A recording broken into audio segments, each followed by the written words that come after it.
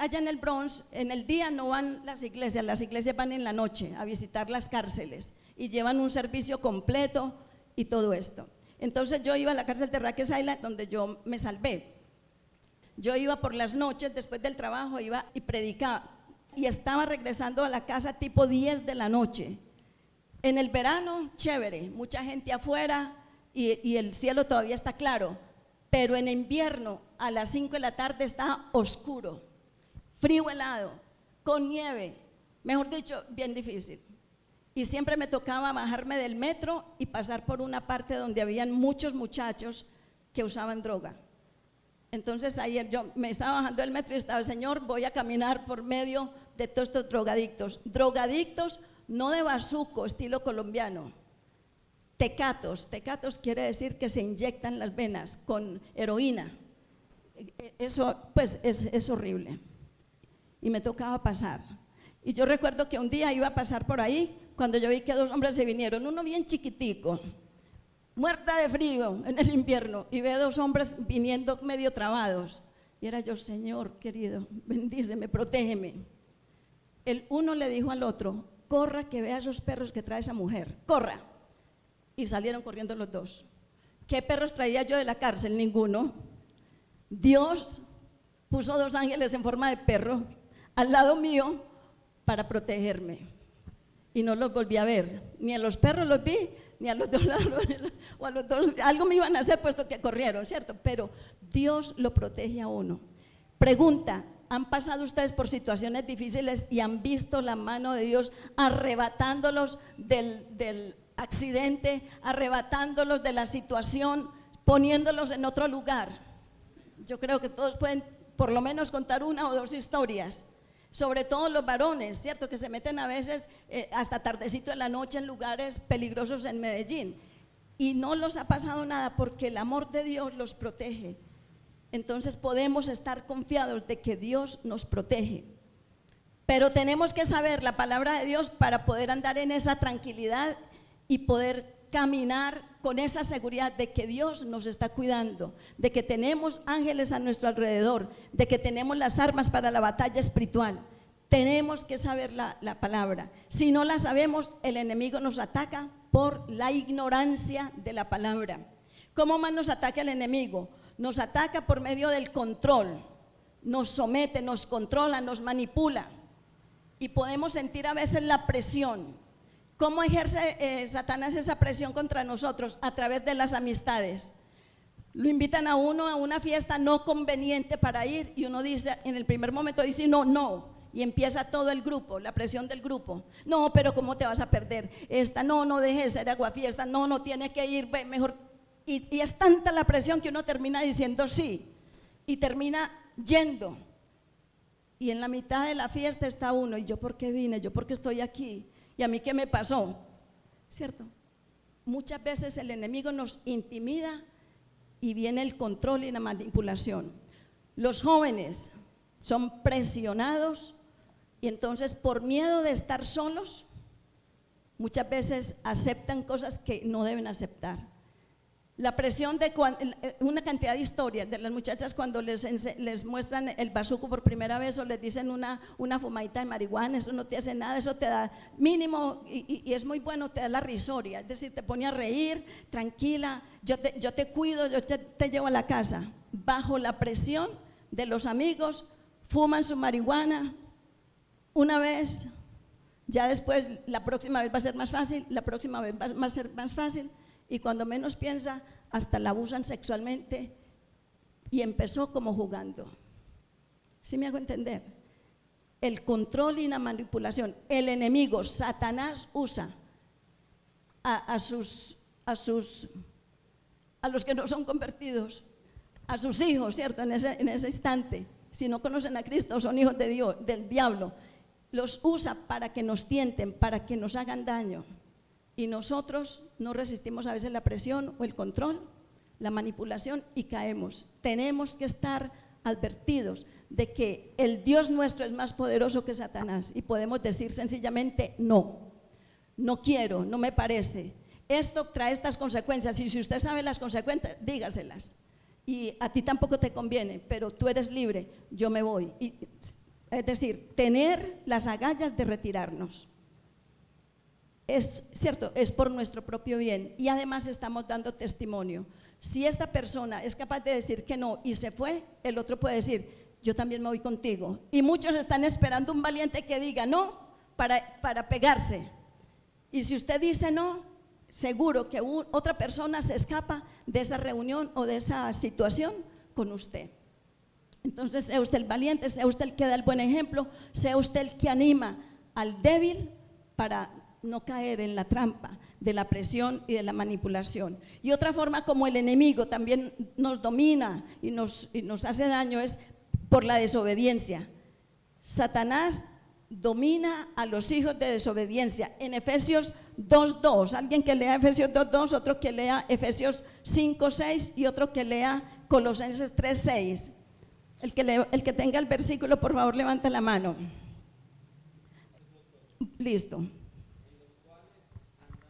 Conforme a los poderes de este mundo, se conducían según el que gobierna las tinieblas, según el espíritu que ahora ejerce su poder en los que vive en la desobediencia. En desobediencia, ¿cierto?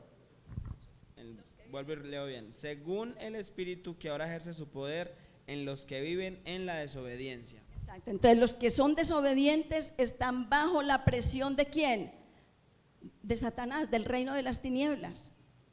Los hijos de desobediencia son hijos de desobediencia, son hijos del diablo. ¿Por qué? Porque decidieron desobedecer a Dios. ¿Quién tiene 5:6? Efesios 5:6. Y otro que busque Colosenses 3:6. Levanten la mano si lo encontraron. Léelo, hija. Nadie os engañe con palabras vanas, porque estas cosas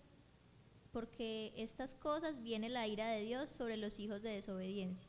La ira de Dios viene sobre los hijos de desobediencia.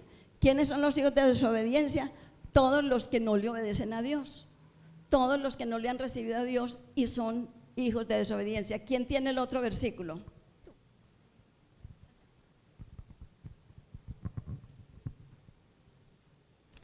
Por estas cosas viene el castigo de Dios. Pues si antes hablando, lo desde el 5. Por tanto, hagan morir todo lo que es propio de la naturaleza terrenal: inmoralidad sexual, impurezas, bajas pasiones, malos deseos y avaricia, la cual es idolatría. Por estas cosas viene el castigo de Dios. Por todas estas cosas, ¿cierto? Es decir, idolatría. Dijo una lista de cosas y dijo que es idolatría. Pasiones, ¿quiere leer todas las cositas? Pongan cuidado, todo esto es idolatría. Idolatría es adorarse uno mismo. Y cuando yo me complazco y me complazco, me estoy adorando a mí misma. ¿Y cómo me complazco a mí misma con estas cosas? Inmoralidad sexual, impureza, bajas pasiones, malos deseos y avaricia, la cual es idolatría. Todo eso es idolatría. Es decir, es yo, mi, hago lo que quiera, el todo es complacerme yo mismo. Eso es idolatría. Y por todas estas cosas somos hijos de desobediencia y viene lógicamente como la reprensión de Dios. Ahora, así gobierna el reino de las tinieblas. Ahora, ¿cómo gobierna el reino de Dios? El objetivo del reino de Dios es dar vida eterna, justicia, paz y gozo en el Espíritu Santo. Dios gobierna de la siguiente manera: por medio de la paternidad. Primero que todo, Dios es nuestro Padre. ¿Y un padre qué hace? Cuida a sus hijos. Un padre provee a sus hijos. Un padre protege a sus hijos. Un padre le da identidad a sus hijos. Cuando yo nací, soy Marta Estrada, hija de Guillermo Estrada, ¿cierto? Cuando yo nazco de nuevo, soy hija de Dios. Tengo un padre que me defiende, que me protege, que me suple, que me da identidad. Primero me arrastraban mis amistades para muchas cosas que no debí aceptar ni hacer. Pero cuando vine a Cristo aprendí a decir: no me conviene, muchas gracias, no voy, aquí estoy súper bien. Y, ay, qué tan boba, ay, vos sola, qué pereza, pereza, tan pronto usted se vaya, mi hija, me pongo ya aquí a cantarle a Dios y a tener un party con Dios. Tranquila, que quedo más acompañada. Y así mis amigas, fui radical desde el principio. Y que, ay, qué pereza, y te quedas sola. Y le yo, sí, pero mi hija aquí bailando con Dios, espere, yo pongo mi musiquita. Y bueno, radical. Hijos, tenemos que ser radicales. Tenemos que ser radicales, que la gente vea, es decir, que le pertenecemos a Dios, de que sí estamos enamorados de Él, de que sí tenemos intimidad con Él. La gente sabe cuando uno tiene intimidad con una persona o no, porque los ojitos se le ponen a uno brillantes, hermosos, se sonríe uno por todo, es uno como en los aires, así suspirando. Entonces la gente la ve y dice, está enamorada, mi amor. Así debemos ser nosotros, enamorados de Dios, planeando lo que a Él le agrada, planeando extender su reino, porque toda esta situación, somos hijos de Dios, ¿para qué? Para extender su reino, conocer a Dios y darlo a conocer. Toda esta gente de este libro y los miles y miles y miles de cristianos que han muerto a través de los tiempos en Cristo, han sido radicales, han dado su vida por amor a Dios, por defender a Dios. No tenemos que defenderlo, pero por decir primero Dios. Es decir, si me toca entregar la vida, la entrego, pero por Dios. Entonces tenemos que ser radicales, tenemos que ser radicales. Entonces recordemos, ¿cómo gobierna Dios? Dios gobierna a sus hijos por medio de la paternidad. Mucha gente que no ha tenido papá o no conoce al papá, sí tuvo papá lógicamente, ¿cierto? Para engendrar físicamente, pero no ha tenido presencia de papá. Es como huérfano. Muchas veces se han sido huérfanos, muchas veces el papá no los ha reconocido, lo que sea. Cuando vienen a Dios, ese vacío de falta de papá humano, de presencia de papá en casa, Dios llena ese vacío. Dios le enseña a usted a ser hijo y lo prepara para ser padre después, aunque no tenga modelo, ¿cierto? Porque muchas veces es, ¿cómo puedo ser papá si no tengo modelo? Y últimamente es lo que estoy haciendo, ¿cierto? A veces las muchachas vienen y dicen, pastora, no tengo papá. Entonces hay que, primero que todo, perdónelo porque el papá no sabe lo que hace. Si está sin Cristo, no entiende qué es ser papá y puede abandonar a la mamá, puede dejar a la mamá embarazada y desaparecerse. Entonces hay mucha consejería que dar a las muchachas que no tienen presencia de papá en casa, pero una de las formas es, tenemos que ser radicales en decir, si mi papá no está, papá Dios sí está.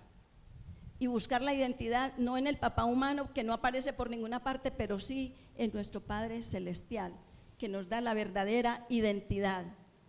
Cualquier pregunta el Espíritu Santo la contesta, hijos. Para hacer una decisión, muy bueno tener uno a su papá humano y decirle, papá, me está pasando esto, necesito un consejo, y el papá dar palabras de sabiduría, pero si no lo hay, entonces tenemos a papá Dios. El Espíritu Santo nos contesta, el Espíritu Santo nos guía a toda verdad, el Espíritu Santo nos enseña, el Espíritu Santo es nuestro maestro. A Él, con Él es que tenemos que intimar, con Él es que tenemos que tener confianza para preguntar y pedir dirección. Pregunta, ¿a quién le está pidiendo usted dirección? Cuando tiene que hacer una decisión de empleo, de cambio de casa, de cambio de ciudad, de conseguir novia, de casarse o no casarse, ¿a quién usted le está pidiendo dirección? Primero que todo tiene que ser a Dios. Y muchas veces no queremos oír la respuesta de Dios porque tenemos nuestra propia voluntad y queremos hacer nuestra voluntad. Si le oyéramos a Él, nos evitaríamos de muchos dolores de cabeza. Muchas veces el Señor nos dice con amabilidad, no te conviene, uno tiene sus sospechas, uno tiene sus dudas, pero sale haciendo lo que uno quiere. Si nos detenemos y lo consideramos a Él como papá, verdaderamente nos evitaríamos de muchos dolores de cabeza, de muchas tristezas, de muchas situaciones difíciles. Entonces saque su tiempo y hable con Dios mientras que va caminando. Yo le digo a las muchachas que están en el Parque Bolívar, en prostitución, sentadas en una banquita, sentadas ahí en la orilla de la calle, yo llego y me le siento aquí al lado y le digo yo, hija, ¿cómo estás? Ah, bueno, me cuentan, ¿y cuál es la última? ¿Qué estás haciendo aquí? Ah, estoy esperando. ¿Esperando a quién, hijita? ¿A quién estás esperando? Cuéntame, quiero ser tu amiga. Y empiezan a hablar. Y empiezan a hablar, muchachas, y empiezan a hablar. Y hay que preguntarles, ¿has tenido tiempo de preguntarle a tu papá, Dios, si te conviene esa decisión que vas a tomar? Ay, no, ¿cómo que? Y entonces ahí entro para poder presentar el evangelio. Pero nosotros entre amigos también podemos hacer eso, y entre hermanos en Cristo. Ay, ve, estoy decidiendo esto. Y entonces escuchémosle lo que la hermana o el hermano va a decir, pero la próxima pregunta es, ¿y ya lo consultaste con Dios? ¿Has sacado tiempo para preguntarle a Dios primero? Si quieres, yo te refuerzo en oración, yo me uno contigo en oración, oremos ya mismo. Y así podemos evitar tal vez muchas decisiones rápidas y locas que tomamos sin consultar a Dios. Hay que consultar a Dios, Él es nuestro Padre. ¿Cómo gobierna Dios? Dios gobierna por medio de la revelación y el conocimiento. Él nos da revelación. ¿Cuál es la mejor revelación? La palabra de Dios. Si leemos la palabra de Dios, vamos a salir con algo bueno. No podemos forzar la palabra de Dios a que sea nuestra voluntad y sostenerla con un versículo. Hay que dejar que Dios nos ministre y nos muestre lo que Él quiere mostrarnos. También nos gobierna o nos dirige por medio de la obediencia y la sumisión voluntaria. Si somos obedientes, nos va mejor que a los desobedientes. Estar bajo la autoridad es la clave para ejercer autoridad. En Filipenses 2:7, ¿quién pudiera leer esa? Filipenses capítulo 2, versículo 7. En realidad es del 5 al 11, ¿cierto? Es larguito, pero vamos a leer el 7. Por favor. Por el contrario, se rebajó voluntariamente, tomando la naturaleza de siervo y haciéndose semejante a los seres humanos. Y al manifestarse como hombre, se humilló a sí mismo y se hizo obediente hasta la muerte, muerte de cruz. Por eso Dios lo exaltó hasta lo sumo y le otorgó el nombre que está sobre todo nombre, para que ante el nombre de Jesús se doble toda rodilla en el cielo y en la tierra y debajo de la tierra, y toda lengua confiese que Jesucristo es el Señor, para gloria de Dios Padre. Se hizo obediente hasta la muerte y muerte de cruz. Ese es nuestro ejemplo, ese es nuestro modelo. Así debemos hacer, ¿cierto? Hacer nosotros. Nos toca morir muchas veces a nuestras decisiones, morir a la carne, morir a nuestros deseos, morir a lo que queremos para poder hacer la voluntad de Dios. Entonces, es cierto, podemos ver que el enemigo nos guía para destrucción y Dios nos guía para edificación y para bendición. Podemos también hablar esto. A Satanás aún le han sido dados 3 derechos legales, ¿cierto? 3 derechos. ¿Cuáles son los derechos? Satanás nos puede tentar y en realidad nos tienta. Lo llamamos el tentador. Satanás nos tienta, nos tira cascaritas, nos manda agentes que nos tienten y que nos desvíen y que nos manipulen. Y tenemos que estar conscientes de eso, de esa tentación. Todo el mundo es tentado, todos somos tentados. Satanás tentó aún a Jesucristo, a Jesús, cuando estuvo en los 40 días de ayuno. Allí llegó el tentador a tentar al Hijo de Dios, a Jesucristo. Y en esos 40 días Jesucristo pudo vencer a Satanás.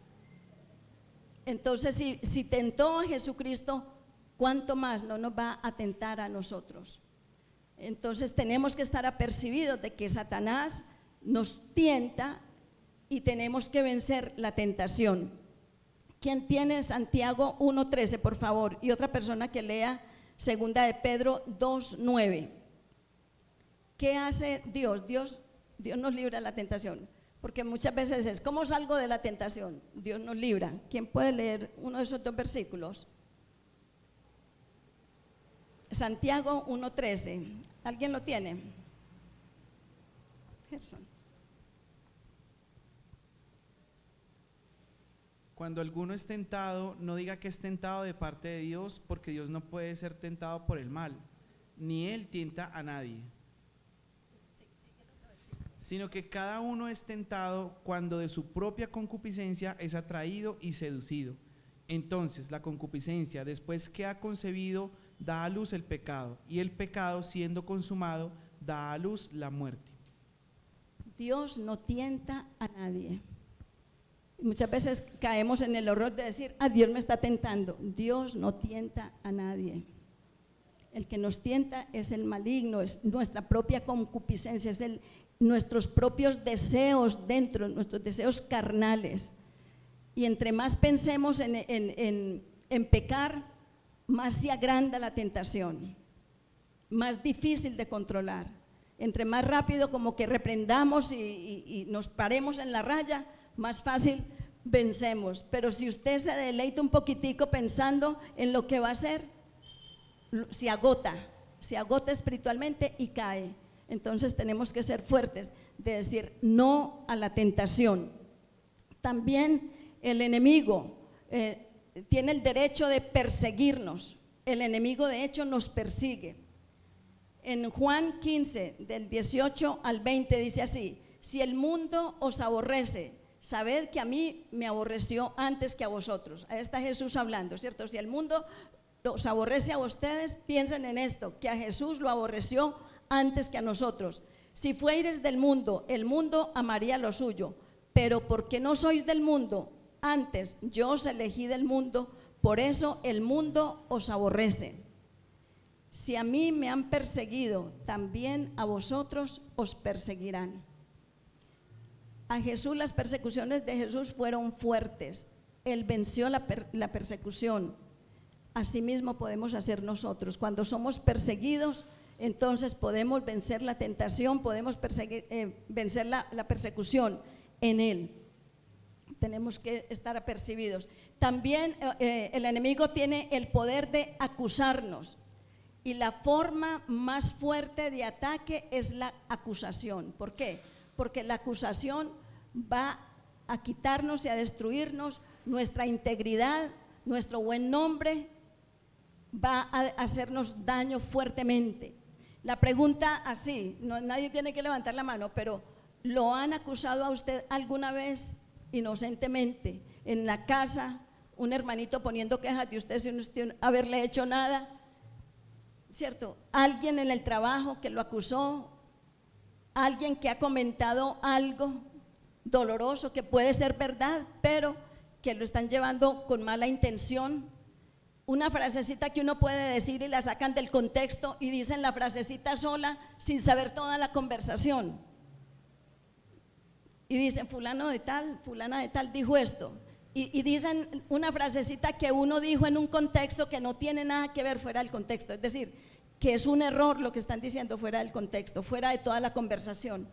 Ustedes no se han dado cuenta a veces los políticos que sacan una frasecita que dijo este político, hace 20 años la dijo, y la traen ahora y la sacan y dijo fulano de tal dijo esto y dicen eso. Nada que ver con lo que él mencionó, con lo que él contó, sacaron esa frasecita solamente para acusarlo, para dañarle la integridad, para dañarle su testimonio. Entonces esa es una forma del enemigo actuar contra nosotros y tenemos que estar apercibidos de eso. Ahora lo que quiero hablar es los resultados de la victoria de Jesús sobre Satanás en la cruz, porque ustedes dirán, esto está muy difícil, ¿cierto? Nos están pasando muchas cosas. ¿Y cuál es nuestra defensa? Jesucristo ya venció a Satanás en la cruz y en Él está nuestra victoria. En Colosenses 2, del 13 al 15, esta es muy importante, la releen en la casa y la podemos poner en práctica, ¿cierto? Sabiendo lo que Dios hizo en la cruz. Jesús hizo lo siguiente en la cruz. ¿Cuáles son los resultados de la victoria de Jesús sobre Satanás en la cruz? Esa victoria es nuestra victoria. Entonces dice así, versículo 13, Colosenses 2:13, y a vosotros, estando muertos en pecados y en la incircuncisión de vuestra carne, os dio vida juntamente con Él, perdonándoos todos los pecados, anulando el acta de los decretos que había contra nosotros, que nos era contraria, y quitándola de en medio y clavándola en la cruz. Y despojando a los principados y a las potestades, los exhibió públicamente, triunfando sobre ellos en la cruz. Entonces vemos la derrota completa de Satanás ahí. Satanás fue completamente derrotado. En la derrota de Satanás está nuestra victoria, porque Cristo Jesús fue el que lo derrotó, fue el que lo aniquiló, fue el que nos defendió. Y en estos versículos nos podemos ver protegidos, nos podemos ver amados por Dios, podemos ver que no tenemos ninguna acusación contra nosotros. ¿Por qué? Porque toda la lista de pecados que habíamos cometido, por los cuales el diablo nos podía acusar y señalar, fueron clavados en la cruz y lavados con la sangre de Jesús, y no quedó ningún récord de nosotros. ¿No les parece eso una buena noticia? Que todo lo que hicimos ya está pago, ya está borrado del récord y está limpio por la sangre de Cristo. Entonces le podemos dar gracias a Dios por eso.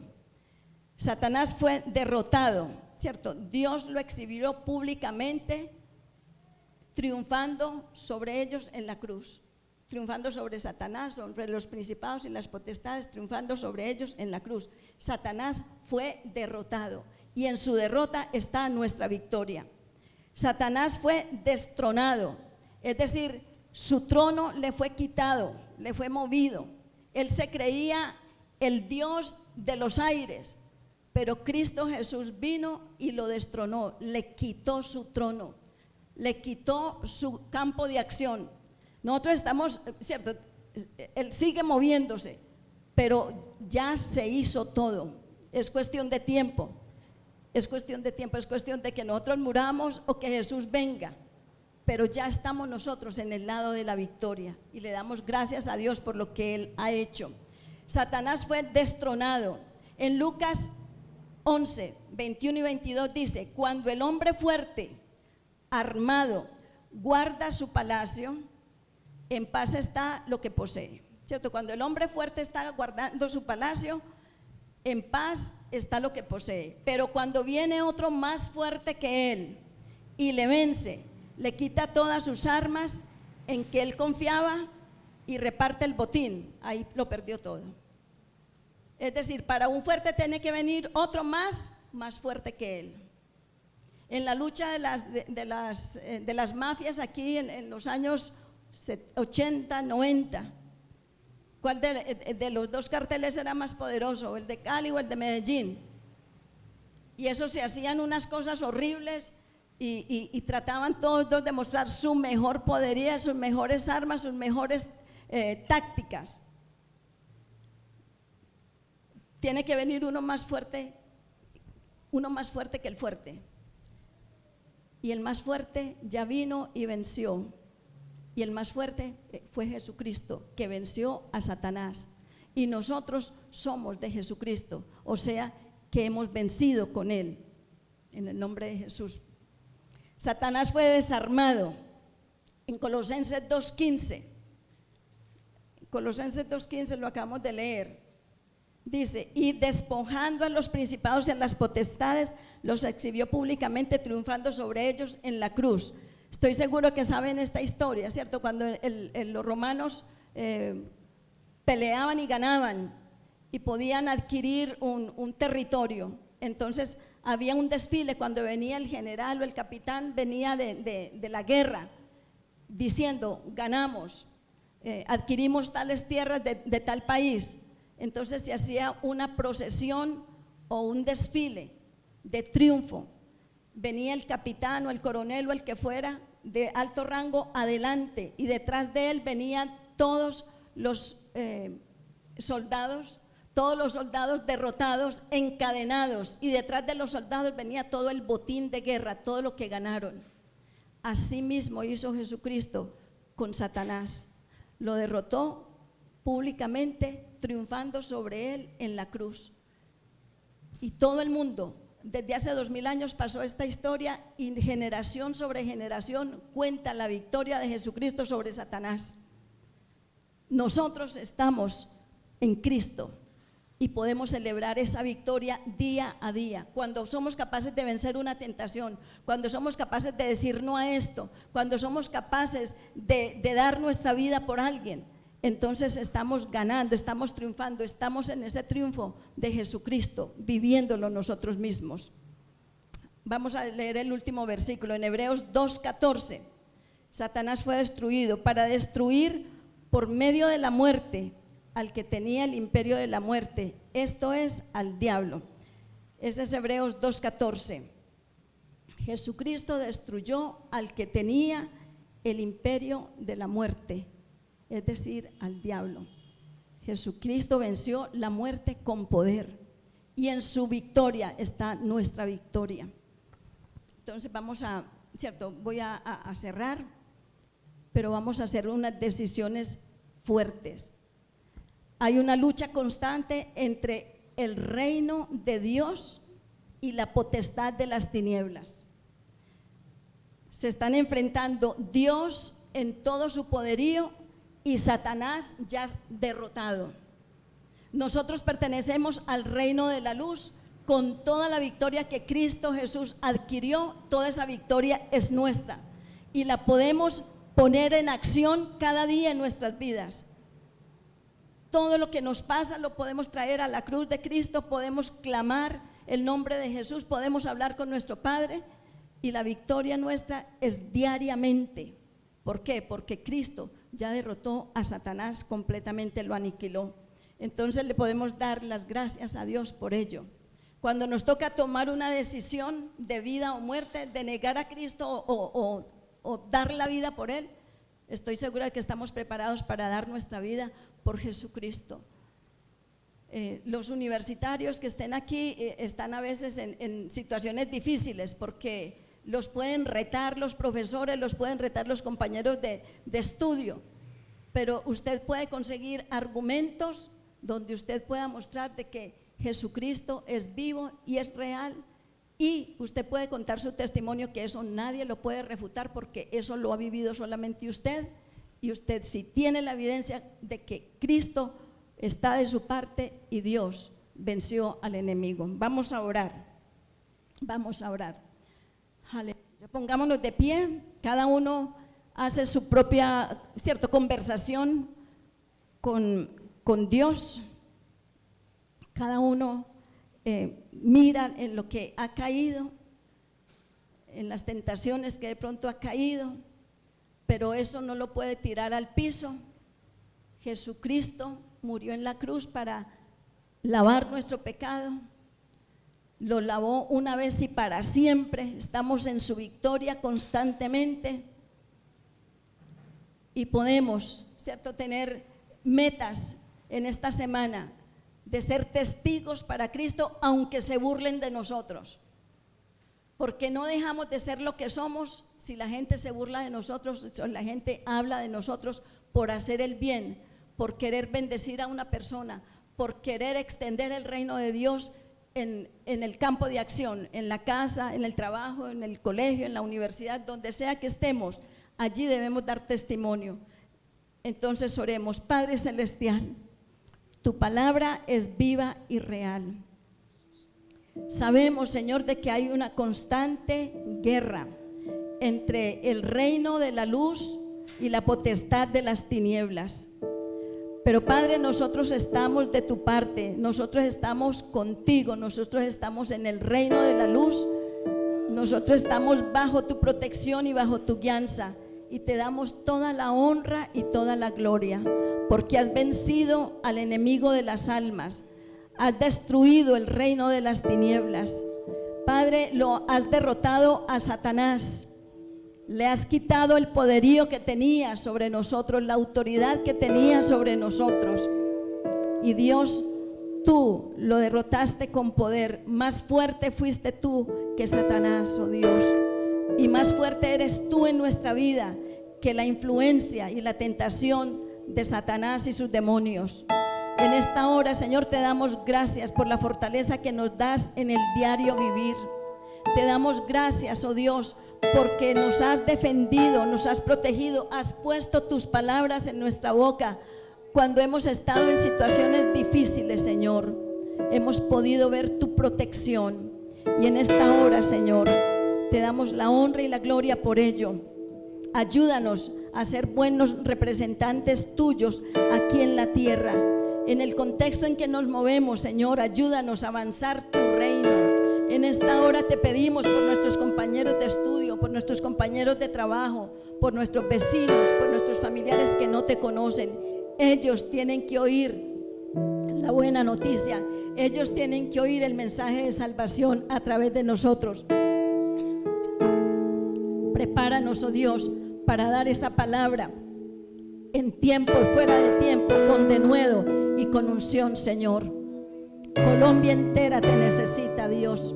En esta hora queremos clamar por las personas que están en tentación en esta misma hora. Dios mío, dales la salida a esa tentación. Fortalécelos en esta hora. Manda personas que interrumpan la situación difícil y ellos tengan una salida, un escape en ti, Padre. Si hay hermanos de esta congregación, Señor, en este momento, haciéndole frente a una tentación, haciéndole frente, Señor, a una situación por alguna acusación incorrecta, defiéndelos y protégelos, Señor. Que tu paz caiga sobre ellos en el nombre de Jesús. Oh Padre, nosotros mismos tenemos situaciones que tenemos que enfrentar hoy, más tarde o mañana o en esta semana. Danos la fortaleza, Señor, para confiar en ti. Danos el entendimiento para saber contestar y saber manejar la situación, Señor, porque en ti somos más que vencedores. Tú, Señor, has ganado la batalla, has aniquilado el reino de las tinieblas, Señor, y podemos movernos en tu victoria, en tu presencia constantemente. Gracias, mi Dios, por morir en la cruz del Calvario y en esa muerte, Señor, llevarnos a nosotros en resurrección. Así como tú resucitaste y estás sentado a la derecha del Padre, así nosotros estamos en lugares celestiales, porque donde tú estás, nosotros también estamos. Somos tu novia, somos tus hijos, oh Dios. Donde tú estás, nosotros estamos y tenemos, Señor, la confianza de que somos más que vencedores en ti. En el nombre glorioso de Jesús.